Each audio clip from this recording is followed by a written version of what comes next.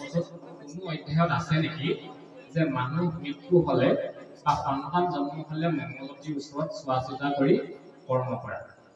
1 number বস্তু এই কথাটোকে কৈছে যে শংকৰদেৱে প্ৰচাৰ পাঠ ধৰ্মত আছে নেকি বুলি কৈছে। এতিয়া আপোনালোকৰ ফালৰ পৰা কি বুলি কয় কি হয় যদি আমি সব ফালৰ পৰাই যদি হেৰি কৰি চাওঁ আপোনালোকৰ ধৰ্মৰ ভাৱবিলাককে যদি প্ৰাধান্য দি পিনি মই কওঁ বা ইমান দিনে যদি ভাগৱত পঢ়ি থকা বা শ্ৰৱণ কৰা আপোনালোকৰ সাধু মহন্তসকলৰ পৰা কথা শুনাৰ পৰা যদি আমি কওঁ কোনোবা জন্ম হ'লে তাৰ তেওঁ নিজৰে কেতিয়া মৃত্যু হ'ব তেওঁ যদি চাই ল'ব পাৰিলেহেঁতেন তেতিয়াহ'লে আমাৰ জন্ম হোৱাৰ সেইটো চাই পিনি যদি যিবোৰ বিধান দিছে সেইটো আমি বিশ্বাস কৰিলোহেঁতেন। তেওঁ যিগৰাকী মঙ্গলতীয়ে চাই তেখেতেই নিজৰ তাৰমানে কি হয় নিজৰ জীৱনৰ ঠিকনা নাইকিয়া হয়। বিজুলী চমক যেন অথিৰ শৰীৰ জীৱনৰ অথিৰ কেতিয়া ক'ত পৰে তেওঁ নিজৰ শৰীৰটি গেৰাণ্টি দিব নোৱাৰে। তেওঁ অকল লোকৰ ভাগ্যলিপি নিৰ্মাণ কৰি পিনি কলা হাঁহ কিবা হাঁহ কিবা দান কৰি পিনি এইটো জানো ক'ৰবাত থাকে। আজি মেট্ৰিক পৰীক্ষা ল'বলৈ মই মেট্ৰিক পৰীক্ষা দিবৰ সময়তে ঘটনাবোৰ সংঘটিত হৈছে। মই ওচৰ পাজৰ ল'ৰাবোৰক দেখিছোঁ একদম কলমটো লৈছে দৌৰ মাৰিছে সেই কলমটো হেনো যাই আনি লিখি বহি বোলে কলমটো যাইলেহে হেনো পাৰিব হেনো বহি লিখিব। তাৰমানে এইটো মই হাঁহিৰেও উৰায়ো দিব বিচৰা নাই মানে বিশ্বাস কৰে আচলতে সেইটো এটা। কিন্তু আমি জানো একে ঠাইতে ৰৈ থাকিম এই এলামবোৰ কলিয়াতে ৰৈ থাকিম। আজি সুনিতা উইলিয়ামছ গৈ দুদিনৰ কাৰণে গৈ ইমান 9 মাহে থাকিব পৰা এটা প্ৰযুক্তিৰ যুগত আমি বাস কৰিলোগৈ। তেনেকুৱা এটা যুগত জানো তেনেকুৱা ভাগ্যলিপি নিৰ্মাণ কৰা সেয়া সকলো হাততে আমি আবদ্ধ হৈ থাকিম। আমাৰ কিবা এটা বেমাৰ নহওক বুলি যদি কোনোবাই তাবিজ এটা পিন্ধাই দিয়ে তেতিয়াহ'লে আপোনালোকে অনুৰোধ কৰিছে আপোনালোকে গোটেই ক্লিনিকৰ পৰা আদি কৰি গোটেই যদি চিকিৎসালয় কিবা কিবি আছে এইবোৰ হিমন্ত বিশ্বলৈ লগাই টকাইব আমাক নেলাগে আমাৰ অসমত। কাৰণ আমাৰ ইয়াত মঙ্গলতী আছে আমাক তেওঁলোকে বিধান দিব। গতিকে আমাৰ আস্থা বিশ্বাস আমাৰ শৰণাপন্নতাৰ দুখবিলাক এইবোৰ আহি পৰিছে। এতিয়া আমি বেছিকে যিবিলাকত লাগি থাকিব নেলাগে সেইবিলাকত লাগি থকা হৈছে। এতিয়া কি হৈ গৈছে আমাৰ মহাপুৰুষৰ ধৰ্ম তেতিয়াহ'লে আমি এতিয়ালৈকে চাগে আমি ভয়টো ভাগিছেগৈ যে কৈ দিব পাৰিম তাৰমানে এইবিলাক নাই কোনো অধ্যায় নাই যে কোনোবা জন্ম হ'লে ক'ৰবাত চামগৈ কোনোবা মৃত্যু হ'লে কিবা এটা চামগৈ সেইটো নহয়। কোনোবাই এই পৃথিৱীত সেই মানুহঘৰতহে মানুহ মৰিছে নেকি যে তেওঁ মানুহটো মৰাৰ কাৰণে চোৱাবগৈলগীয়া হ'ব। আৰু জগতত মানুহ মৰা নাই কোনেও নাজানো যে আমি জন্ম হ'লে মৃত্যু হ'ম বুলি। এই সঁচা কথাটো আমি কোনেও জনা নাই নেকি। আকৌ সেইটো হেৰি কৰিবলৈ আমি কিহৰ কাৰণে চোৱাবগৈ লাগে হয়নে। বা কোনোবা জন্ম হ'ল ইমান অপবিত্ৰ বস্তু জন্ম হ'ল নেকি চোৱা বস্তু তাই গোটেই কাপোৰ কানি ধুই ইয়াত জন্ম হ'বলৈ আজি খবৰটো পাইহে ইয়াত কাপোৰ কানি আধা ধুই শেষেই কৰি পেলালে। ইমান অপবিত্ৰ বস্তু এটা জন্ম দি দিলে হস্পিটেলত ইয়াত আকৌ গোটেই কাপোৰ পা ধুই পেলাইছে। কেনেকুৱা কথা এটা। যিগৰাকী মহানে মহিলাই জন্ম দিছে তেখেতসকলৰ শাৰীৰিক কাৰণত বিভিন্ন বা তেখেতৰ মানসিক কাৰণত তেখেত অকণমান অপৰিষ্কাৰ হৈ থাকিব পাৰে।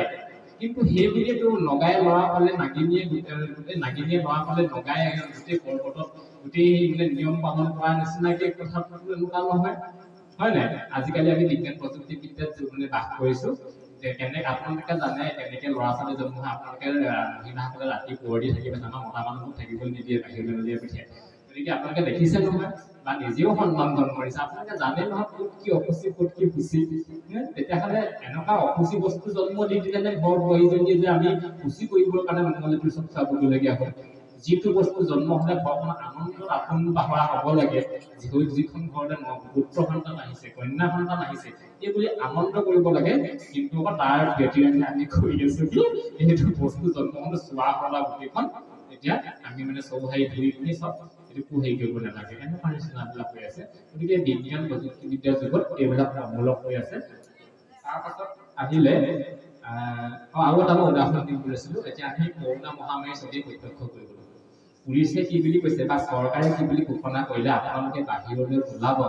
বাহিৰলৈ ওলালে আপোনালোকক কৰোণা ভাইৰাছ লাগিব। ভাইৰাছ লগাৰ কাৰণে আপোনালোকে দূৰত্ব বজাই থাকক।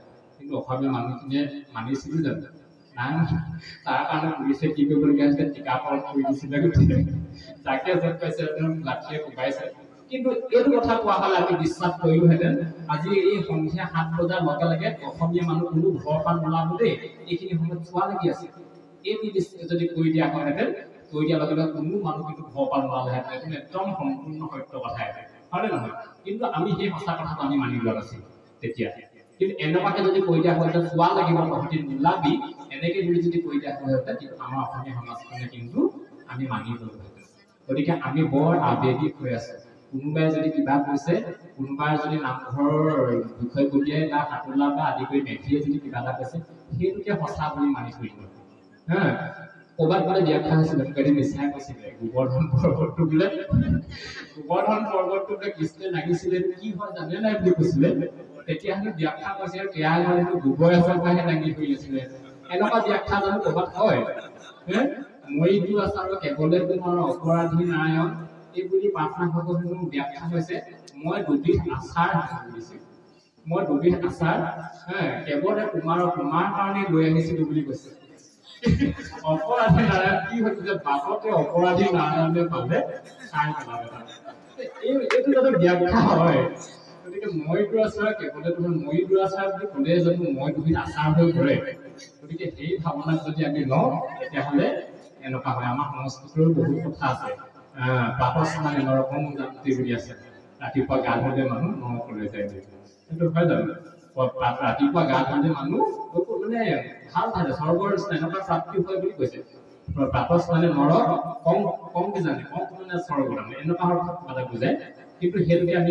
মানি লৈ পিনে কি কৰি থাকোঁ সেইটো কৰি থাকোঁ এতিয়া আমাৰ অসমীয়া সমাজত গুৰুজনাই যি শাস্ত্ৰখিনি আছে 4 পুথি আছে 4 মানে এইখিনি আমি এতিয়াতো এইখিনিকে আমি আৰোহণ কৰি আগবাঢ়ি গৈ আছোঁ বুলি ক'ব লাগিব কিন্তু আমি অসমীয়া সমাজত এটা ব্যৱস্থা আমি বেদ পঢ়িছিলোঁ বেদ পঢ়িলে বেদৰ পৰা সাৰ উদ্ধাৰ কৰি বহু হেৰিয়ে গুৰুজনাই ভাগৱতক সংক্ষিপ্ত ৰূপ দিলে বেদান্ত বুলি আমাক এটা ৰূপ দি দিলে কিন্তু আমি সেই 4খন বেদ যি আছে ঋক যজু সাম অথৰ্ব এইবোৰ পঢ়াৰ উপৰিও আজি আমি অসমীয়া মানুহে তাৰমানে কি মানি আছোঁ পাই নাপায় বেদ এখন মানি আছোঁ এখন পাই নাপায় বেদ তাৰমানে কোনোবা জন্ম হ'ল নহয় এইটো কৰিব পাৰে এইটো নেপায় আমুক খাব লাগিব আমুক নাখাব লাগিব পাই নাপায়টো তাৰমানে এনেকুৱাকে লাগি আছে সেই পাই নাপায়টো কিন্তু আমাক বিজ্ঞানসন্মত বা যুক্তি বা হেৰি থাকিব লাগিব তাৰ কাৰণ কিবা এটা আমি চাব লাগিব কাৰণ এই শাস্ত্ৰখনেই যুগজয়ী শাস্ত্ৰ এই শাস্ত্ৰখনেই বিজ্ঞানসন্মত হয় এই শাস্ত্ৰখনতে আমাৰ সকলো কথা যি আমি পালন কৰিব লাগে তাক বৰ্ণনা কৰা হৈছে গতিকে আমি এই এনেকুৱা পাই নাপায় বিলাকত ইমান লাগি থাকিব তাক আমি পৰ্যালোচনা কৰিব লাগে সেইকাৰণে কৈছে কথা শুনি লিখে গৈছে মনৰ সংশয় ঈশ্বৰ সেৱাত প্ৰতি দেৱেশে বাহয় গতিকে কথা শুনিব লাগিব এতিয়া আমি কি হৈছে ভাগৱত অসমীয়া পঢ়িব জনাৰ কাৰণে ভাগৱত পঢ়ি পিনি থৈ দিলোঁ কিন্তু ঘৰত এদিনো নেমেলো নকৰোঁ নাচাওঁ গতিকে এই কাৰণে আমাৰ তাৰমানে ভাগৱতক আশ্ৰয় নকৰাৰ কাৰণেই আমাৰ এইবিলাক হৈ আছে গতিকে আমাৰ শৰণবিলাক এনেকুৱা হৈ আছে একান্ত শৰণ হোৱা নাই এই ক'ৰবাত দেৱালয় শৰণ ক'ৰবাত শৰণ আমাৰ যুৱ প্ৰজন্মই দেখিছে এতিয়া অনলাইনতো সেৱা কৰি দিব পাৰে মোৰ ওচৰতে থাকোঁ তাতে মই তাতে আমাৰ তাতে গৈছে আমাৰ এইফালৰ পৰাও ল'ৰা ছোৱালী গৈছে আমাৰ তাতে মই ৰুমত থাকোঁ যেতিয়া তাতে মোৰ মানে তেওঁলোকে অকণমান শৌচ প্ৰস্ৰাৱ কৰিব লাগে তাতে সোমাই পিনে গা পা ধুইও তালৈ গৈছে তাৰমানে মই ভাবিছোঁ অনলাইনত মানে সেৱাখন শৰাইখন আগবঢ়াই থৈছিলে তেওঁলোকৰ সেৱা ধৰা দিনটো সেইদিনাখন আছিলে সেইদিনাখন সেৱা ধৰিবই লাগিব গতিকে ফল এটা মানে তেওঁলোকে আশা কৰিছে তেনেকুৱা ধৰণৰ কথা গতিকে এনেকুৱা ধৰণৰ কিছুমান অন্ধবিশ্বাসবিলাক মানি থকাৰ পৰা আমি আঁতৰত থাকিব হ'ল আৰু কাৰণ যদি আমি সেইবিলাককে মানি থাকিলোহেঁতেন তেতিয়াহ'লে মহ গোৱালৰ ল'ৰাটো কেহানিও ইঞ্জিনিয়াৰক হ'বগৈ নোৱাৰিলেহেঁতেন মহ গোৱালৰ প্ৰত্যেক সদায় মহ গোৱালেই হৈ থাকিলেহেঁতেন কেতিয়াও এই কোনোবা খেতি পঢ়িব নজনা ল'ৰা ছোৱালী পিতৃ মাতৃৰ ল'ৰা ছোৱালী গৈ ইমান ডাঙৰ অফিচাৰ হ'বগৈ নোৱাৰিলেহেঁতেন গতিকে তেনেকুৱা ধৰণৰ কথা আকৌ কথা হয় নাই বাৰু